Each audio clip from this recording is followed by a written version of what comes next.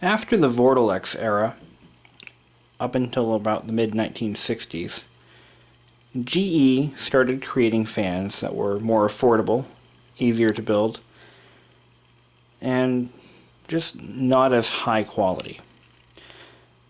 Now these were their primary mainstream sellers. They had always made inexpensive desk fans, usually the 8-inch size, that were pretty simple in construction. But this is a fully featured oscillating fan. Unfortunately, I don't have the model number, or the serial number, or anything like that, or the head badge for that matter. I bought this fan at a Goodwill store for $6. I couldn't pass it up. It was in just too good condition. Now, I have cleaned this fan up, and at the end of this video I'm going to show you what the motor looks like inside and a few notes that I was taking mentally on the basic design and construction of the fan. But I'm going to basically start off by saying this is not your great-grandmother's electric fan. This fan is built well compared to today's fans, but back in those days this was basically low-quality equipment. We'll start off by the basic overall design. You have a two-piece grill that is snapped together, or hooked together, and it requires the use of a pair of pliers to get it to release. I had a hell of a time getting it apart, but it does ultimately come apart. The blades are not mounted by a set screw anymore. They're actually stamped steel, mounted on a cast alloy of some sort, or white metal. I think it's just a white metal hub. And you see a little rubber plug right there. That, I believe, was molded all as one unit. Like they slid the blades over the shaft and then molded a piece of rubber into it to keep them from sliding off. That's both an improvement and a reduction in quality at the same time. Unfortunately, because it is a rubberized, rubber-mounted blade, it will never run true, and eventually the rubber will degrade to the point where it can no longer support the blades and will fall apart. Luckily, the rubber is still pliable even after 50 years, or almost 50 years of use and age. I don't know how to take the blades off safely or if it can be done at all. Secondly, the motor shaft is quite thin compared to older GE designs. Going back to this white metal hub, it is extremely fragile. As you know, white metal is not the strongest of the alloys. It is a very cheap metal, and it can break very easily. The motor itself is a very radically different design from what GE was making before. The motor housing, which is contained within this unit, this is a plastic cover. When this cover is removed, and you'll see this in the video, the motor is actually mounted right about here. And they've mounted the gearbox in front of the motor, which actually contains both front and rear bearings. The armature, or the stator, is mounted behind the bearings, so there are no bearings on either side, just in the front. So the shaft and those two bearings on either side of the gearbox are what supports the shaft, the blade, and the rotor. So the rotor is basically floating. Behind the rotor is, of course, the single-speed switch. Now, this is a very typical design of that time period. It's reminiscent of the jet age. In fact, it was probably designed to look more like a jet engine than anything else, and the length is what gives it that appearance. The base is just a stamped steel platform with a curved metal support bracket. This is like a spring steel kind of material. It is wall mountable. There is a a hook here, right there, and what you have to do is actually unscrew this and mount the arm in the other direction. And then it can be hung on a wall. Now back to the design. Typically, previous designs had a pivot point that the motor would mount to. And then they would have a separate pivot for the oscillator arm to attach. On this fan, they combined the two into one pivot. And it's held in by what looks like a 3/8 nut. So the support shaft is the oscillator shaft itself, and it runs vertically up through. Very, very modern, I suppose. The blades on this fan and the overall build quality kind of suffers. I took a really good look at these blades, and I noticed inconsistencies in the stamping quality. Like, this blade has a little bend right here. Okay, and I think one of the other blades has that same bend. The paint finish itself is actually breaking down from age. You can see some little areas where the paint is actually bunching up away from the aluminum blades. The wires in the grill aren't as precisely formed as previous models had been. The grill badge has fallen off God knows when, and the cord doesn't run through the base like older GE fans where the switch would have been. It just attaches right to the motor. I would say the quality of this fan is again a drastic reduction from the Vortilex era, where they were basically iron tanks.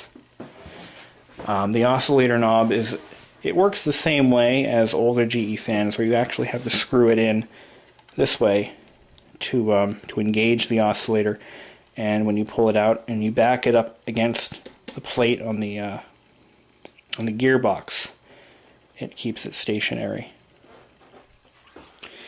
How does it blow air? Well, it does pretty well. The motor is quite small, so obviously the pitch isn't as good as it could be, but it still has some pitch to it. It does move air. We're going to start it up right now.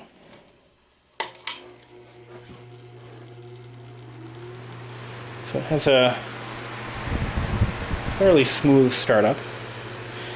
I can feel the air as far as about here. So that's about,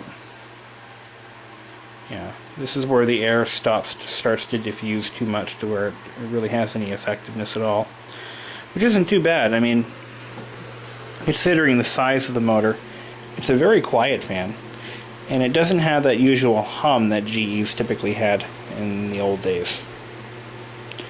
It runs fairly smooth. Now, like I said, that little rubber-mounted blade system, it does absorb quite a bit of vibration that you would normally have transmitted through the shaft and eventually to the base.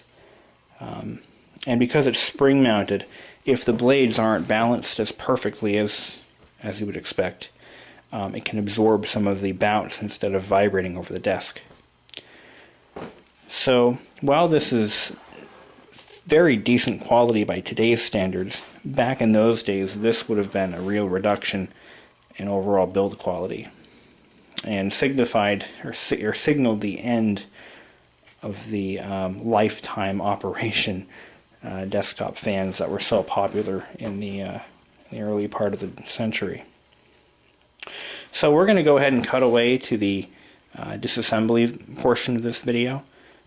This is the final product. I've decided not to repaint it, and I'm going to try to find a head badge that'll fit here, or I'll make one. But the original head badge would have been a large GE logo with a tan background. And another thing is how I know that the age of the fan is kind of interesting.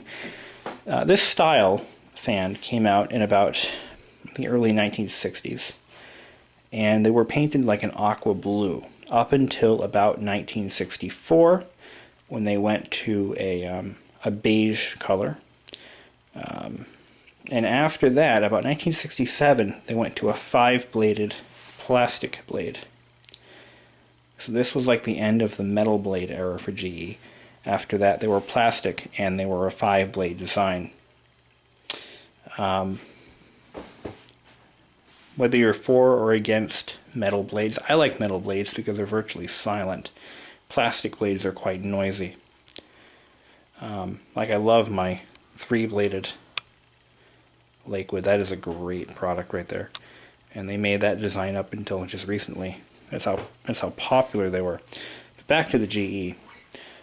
Condition-wise, it is nearly perfect. I mean, I could not pass this steel up. This thing is like brand new. It has a few scratches, a few scuffs, but for a fan that's pushing 50, you can't beat that. So, without further ado, we're going to go on to the disassembly portion of my video, and feel free to post any questions. If you have the model number of this fan, I'd be more than happy to have someone post it. Unfortunately, the data badge is long gone, and so I have very little information on this product. D. Burrig's channel features a very similar 5-bladed version of this fan. I suggest you watch it. I'll try to post a link in the comments box. I'm sorry, in the data box of this video. That way you can see what the newer version looks like. Until then.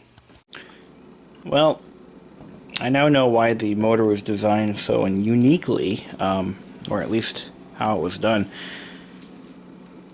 This is nothing I have ever seen before, ever, on any fan. What we have is a gearbox mounted in the very front, just as I suspected. The blade shaft runs right through the gearbox, out the front. Because of this design, I'm going to call this the Corvair style motor. There is no cooling provided by the blades. There's no airflow. There's no provision for really much airflow at all to go through the motor by the front. So they added this impeller in the back to provide some cooling for the or some air circulation through the motor.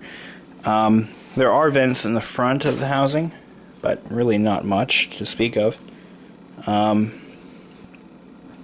So whatever airflow provided would be minimal.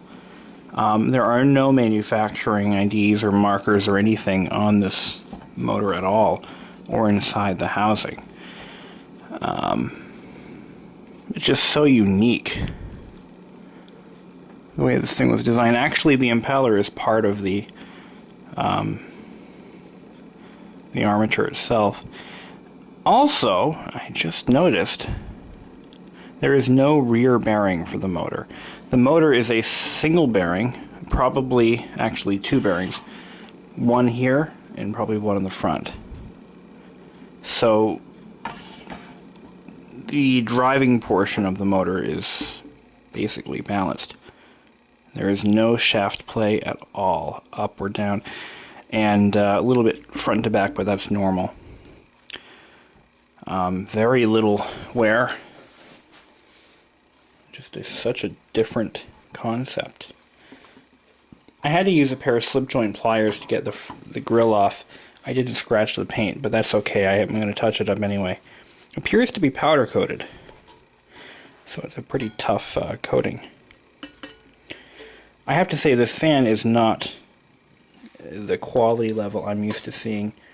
It appears that the blades... Oh wait, I noticed this little rubber cap here. I think it might be screwed on. Hold on a second. Well, I figured out how the blades are mounted. They're mounted by a rubber insulator. This is actually kind of innovative, but cheap at the same time. I bet I could pull these blades right off. Let's take a look here.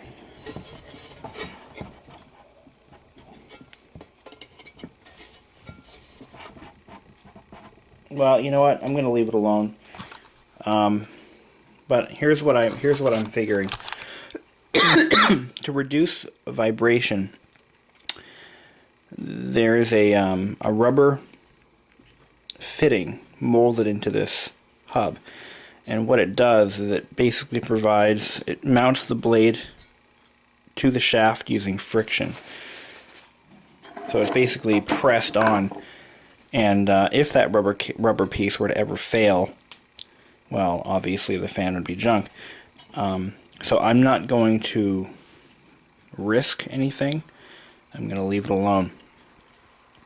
I took the cap off the gearbox. You can see here's the front bearing, way up in there, and the rear is obviously down in here. The grease is extremely pliable. It hasn't hardened yet, but it is old. It is original, and you know, the entire oscillator is mounted within the gearbox. As you can see, there's simply a straight shaft that mounts the motor to the base, and that straight shaft goes all the way up here, and the cam or offset is mounted right in there, so you can see it in action that way. So what I'm going to do to kind of soften the grease up a little bit and give the motor some lubrication, I'm going to take some 3-in-1 oil without the non-detergent motor oil kind of mix it up in there a little bit. I probably should just do nothing about it, but I can't do that. Not consciously. But definitely an odd design. Well, it appears that corporate cost cutting was a big issue even then. I just pulled out the drive gear. It is all plastic. But luckily, it wasn't abused, because everything seems to work just fine.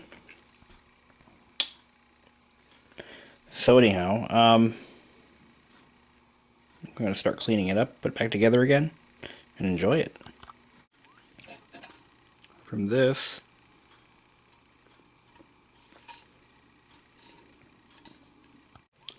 to this. Look at that. Like new. Inside and out. Wow. And we can say goodbye to these dirty blades.